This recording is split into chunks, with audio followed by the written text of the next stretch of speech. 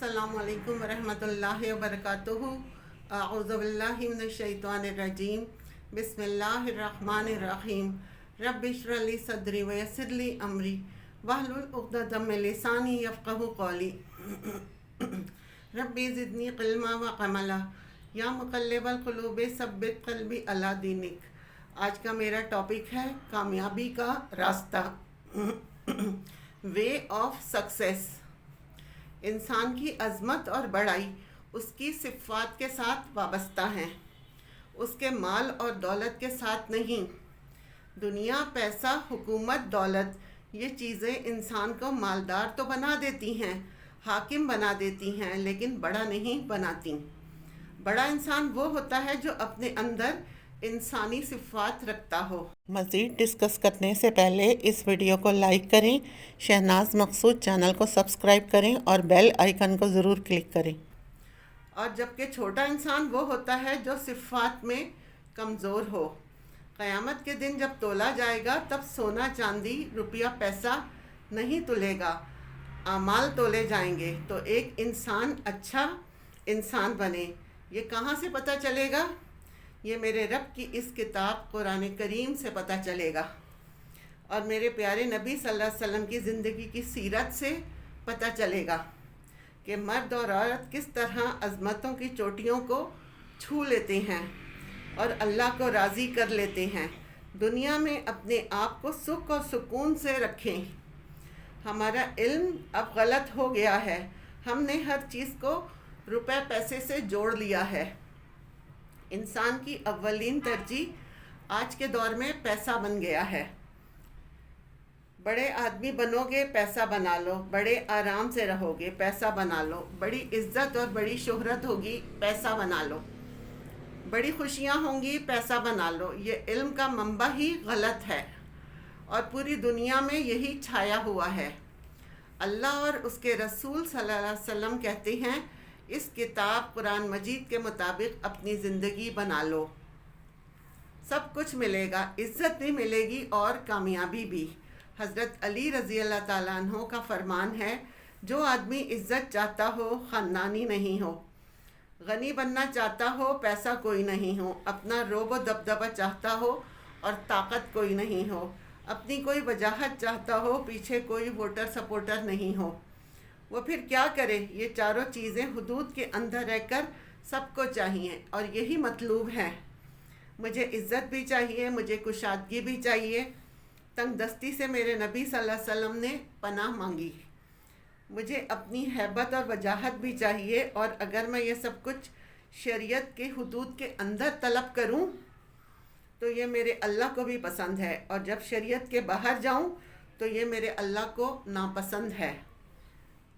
तो हज़रत अली रज़ी अल्लाह अन्हु ने फरमाया, ये चार चीज़ें चाहता है जो वो अल्लाह की फरमाबरदारी वाला रास्ता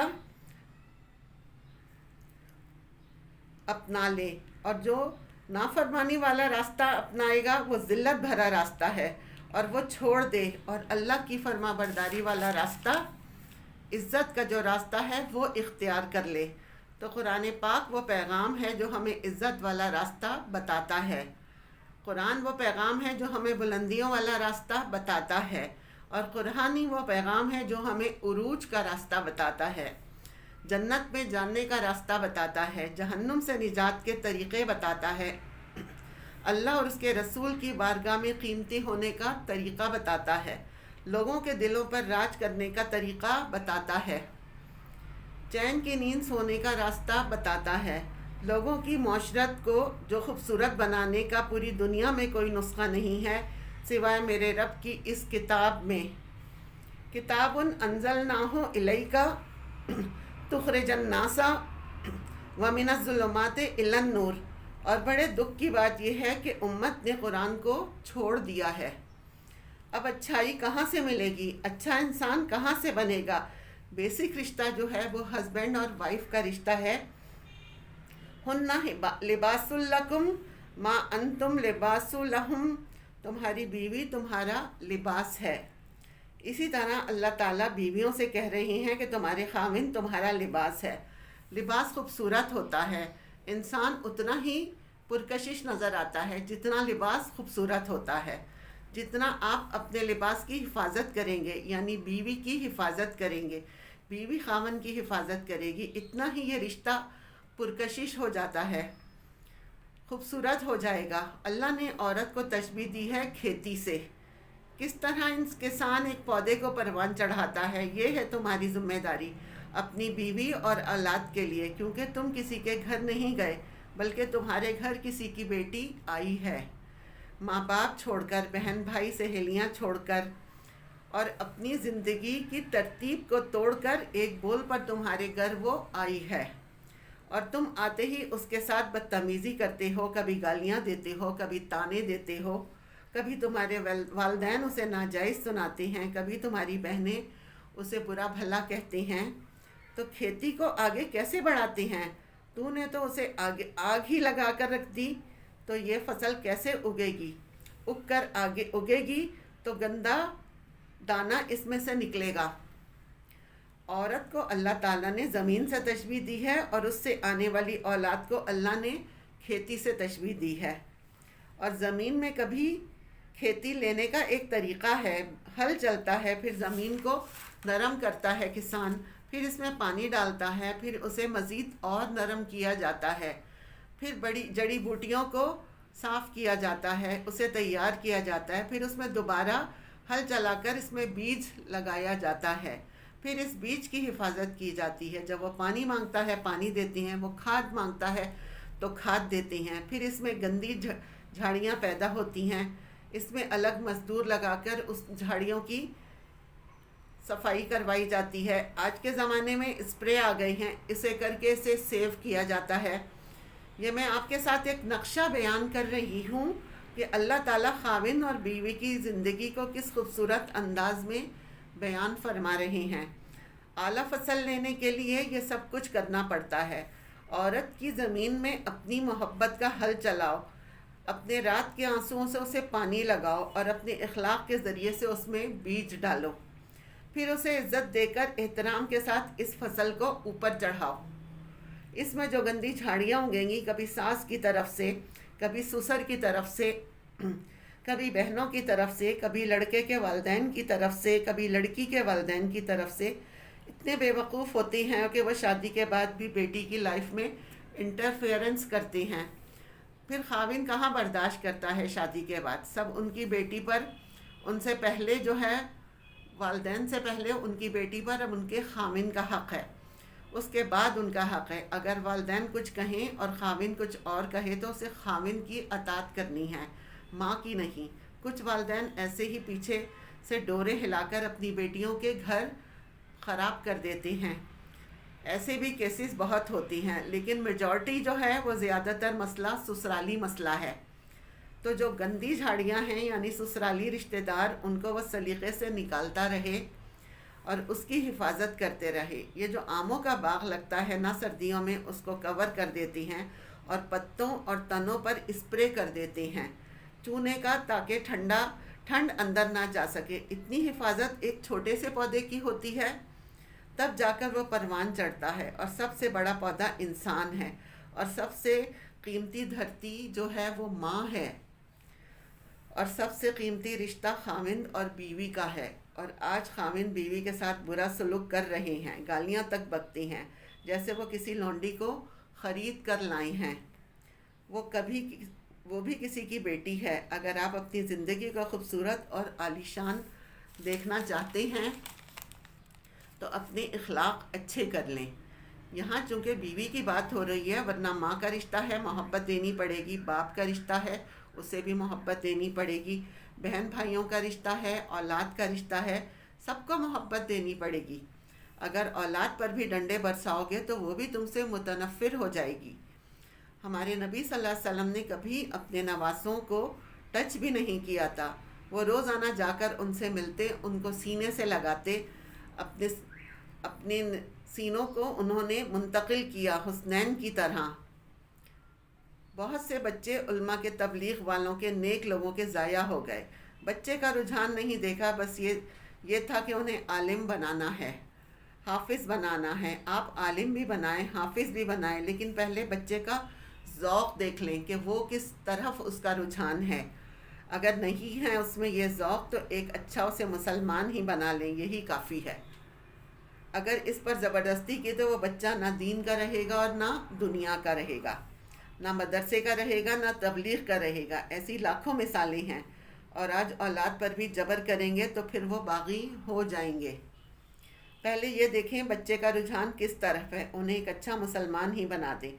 اللہ تعالیٰ نے جو ہمیں دعا سکھائی ہے، رب حبلی من الصالحین، یہ تو نہیں کہا کہ رب حبلی من العلماء، یا یہ تو نہیں کہا رب حبلی من الحفاظ. رب حبلی من الصالحین، نیک ہونا ضروری ہے. عالم اور حافظ یہ اس کے بعد کی باتیں ہیں.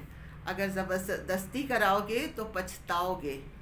کسی بھی چیز کا جب مرکزی نقطہ یعنی سینٹر پوائنٹ ٹھیک ہوگا تو وہ چیز صحیح ہوتی ہے. اسلام کا جو مرکزی نقطہ ہے، جو سینٹر پوائنٹ ہے، وہ نرمی ہے، شدت نہیں ہے. وہ عبادات اور باقی ساری چیزیں اپنی جگہ پر، لیکن ان سب چیزوں کو جوڑنے والی چیز جو ہے وہ نرمی ہے.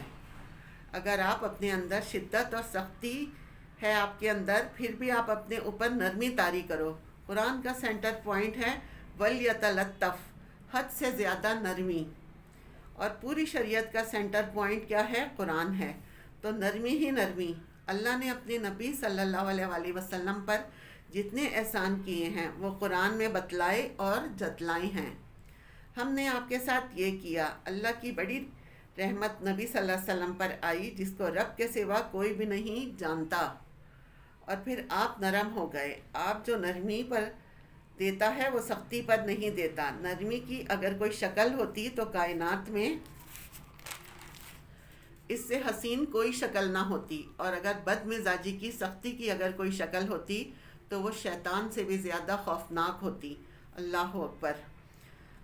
اگر انسان کی زندگی میں ناکامیاں اور رکاوٹیں جو آتی ہیں اس کا کوئی بڑا سبب نہیں ہوتا. یہ جو چھوٹے چھوٹے اسباب مل کر سب بڑا سبب ہو جاتے ہیں. ہمارا اپنا عمل. معلم اگر محمد مصطفیٰ صلی اللہ علیہ وآلہ وسلم جیسے ہوں اور طلباء صحابہ رسول جیسے ہوں تو محمد صلی اللہ علیہ وسلم محمد اللہ کے رسول ہیں. یہ دعویٰ میرے رسول، یہ دعویٰ ہے یہ میرے رسول ہیں. پوچھنے والا یہ پوچھتا ہے کہ اس کی دلیل کیا ہے. اللہ تعالیٰ فرماتے ہیں اس کے ساتھیوں کو دیکھ لو، ایسے ساتھی صرف نبی صلی اللہ علیہ وسلم کے ہو سکتے ہیں، کسی اور کے نہیں. وہ اتنے اللہ کے قریب ہیں کہ اللہ نے خود ان کے اخلاص کی گواہی دی ہے. نبی صلی اللہ علیہ وسلم کے ساتھ چلنے والے صحابہ کیسے تھے؟ راتوں کو اٹھ کر وہ روتے تھے، بستروں سے الگ رہتے تھے، اور پھر آدھی رات کو اٹھ کر تہجد پڑھتے تھے اور توبہ استغفار کیا کرتے تھے. خود بھوکے رہتے، اوروں کو کھانا کھلاتے. نبی صلی اللہ علیہ وسلم کے صحابہ کی دو جماعتیں تھیں. ایک وہ جو فتح مکہ سے پہلے ایمان لائے، دوسرے وہ ہیں جو فتح مکہ اور اس کے بعد تک ایمان لائے. جو بعد والے ہیں وہ کبھی پہلے والوں کے برابر نہیں ہو سکتے. اللہ نے ان کے درجے رکھے ہیں. اور پھر کہا کہ ایک وعدہ میرا آپ سے ہے کہ میں ہر صحابی کو جنت دوں گا. لا یسوّ القاعدون من المؤمنین والمجاہدون فی سبیل اللہ. اللہ کے راستے میں جہاد کرنے والے اور گھر بیٹھنے والے برابر نہیں ہو سکتے. عبداللہ ابن ام المکتوم نابینا صحابی تھے. انہوں نے جب یہ آیت سنی کہا یا اللہ میں اندھا محتاج، میں کہاں جا کر جہاد کروں گا، میرے لیے تو گنجائش دے. جبریل امین آئے اور فرمایا جو معذور ہیں ان کے لیے رخصت ہے. ام مکتوم کی فریاد پر قرآن کا ایک لفظ ہے. اور خود خولہ بنت ثعلبہ کی فریاد پوری ہوئی. آیت اتری بارشوں کے قطروں کی طرح. قد سمع اللہ قول التی تجادلک زوجہا وتشتکی الی اللہ واللہ یسمع تحاورکما ان اللہ سمیع بصیر. الذین یظاہرون منکم من نسائہم ما ہن امہاتہم ان امہاتہم الا اللائی ولدناہم وانہم لیقولون منکرا من القول وزورا. ایک دیہاتی عورت کی فریاد نے عرش کو ہلا دیا اور قرآن کی آیت اتری. خولہ بنت ثعلبہ ایک عام انصاری عورت تھی. خاوند نے غصے میں طلاق دے دی. طلاق تھی زہار تو میرے لیے میری ماں کی طرح ہے، اس سے طلاق بائن واقع ہو جاتی اور اس کے بعد رجوع نہیں ہو سکتا تھا۔ 3 طلاق میں بھی تو پھر حلالے کی گنجائش رہتی ہے، لیکن اس میں بالکل بھی رجوع کی گنجائش نہیں ہوتی تھی۔ یہ اس زمانے کا رواج تھا، کیونکہ وہ اپنی عمر گزار کر ادھیڑ عمر میں تھیں جب یہ ان کے ساتھ ہوا۔ وہ بھاگتی ہوئیں اللہ کے نبی صلی اللہ علیہ وآلہ وسلم کے پاس آئیں کہ یا رسول اللہ، میرے خامن اویس بنت صامت نے زہار کر دیا ہے، کیا فتویٰ ہے؟ آپ صلی اللہ علیہ وسلم نے فرمایا تو حرام ہو گئی۔ انہوں نے کہا یا رسول اللہ، میں نے اپنی جوانی اس کے نام پر گزار دی، میرے ماں باپ میرے نہیں ہیں۔ پھر آپ نے فرمایا تو اس پر حرام ہو گئی۔ اس نے کہا یا رسول اللہ، میرا کیا بنے گا؟ جب انہوں نے دیکھا اللہ کی نبی نے جواب دینا چھوڑ دیا، وہ اپنے رب سے گڑ گڑا کر مانگنے لگیں، کہنے لگی اے میرے رب، میرے چھوٹے چھوٹے بچے ہیں، میری عمر ڈھل رہی ہے، ان بچوں کو میں نے اپنے پاس رکھوں گی تو کہاں سے کھلاؤں گی؟ یہ بھوکے مر جائیں گے، خامن بھی بیمار ہے، وہ بھی نہیں پال سکتا، ان کی تربیت کون کرے گا؟ یہ تو برباد ہو جائیں گے۔ وہ دعا مانگنے لگیں اور بولیں یا اللہ، اپنے نبی کی زبان پر میرے حق میں فیصلہ دے دے۔ اس پر اللہ کا فرمان آ گیا، خلا ہم نے اپنی حمد کے طفیل تمہارے حق میں فیصلہ دے دیا ہے۔ زمین پر کسی کے ایسے ساتھی نہیں دیکھے، نہ کبھی آئیں گے جیسے محمد صلی اللہ علیہ وسلم کے صحابہ کرام تھے۔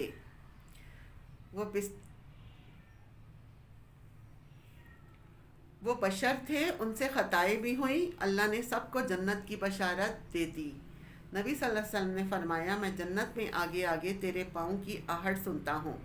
حضرت بلال رضی اللہ تعالیٰ عنہ سے فرمایا جس نے جنتی عورت کو دیکھا ہے ام رومان کو دیکھ لے۔ اللہ کے نبی صلی اللہ علیہ وسلم نے فرمایا میرا ایک امتی آئے گا تو جنت کے 8 دروازے کھل جائیں گے، وہ ہے ابو بکر، وہ کھل کر کہیں گے مرحبا، ادھر آ جائیں۔ سبحان اللہ، یہ آپ کے رب کا آپ پر احسان ہوگا اگر آپ نرم روح ہو جائیں، اپنے اندر نرمی لائیں، زندگی کو آسان بنائیں۔ یہی کامیابی کا راستہ ہے اور یہی جنت کا راستہ ہے۔ اللہ تعالی ہمیں اور آپ کو عمل کرنے والا بنائے، آمین۔ وآخر دعوانا ان الحمد للہ رب العالمین۔